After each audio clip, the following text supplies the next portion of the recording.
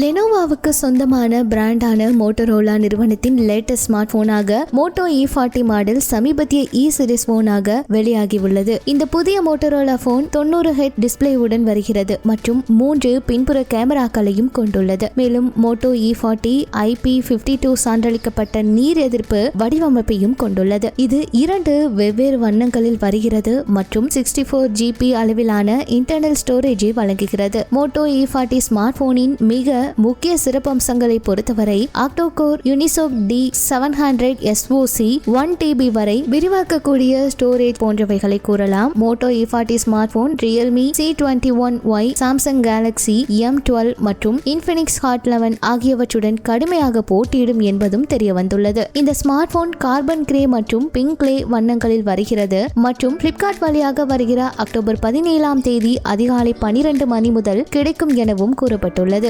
நினைவூட்டும் வண்ணம் Moto E40 model கடந்த வாரம் ஐரோப்பாவில் அறிமுகப்படுத்தப்பட்டது. அங்கே இதன் விலை தோராயமாக 13,000 ஆகும்.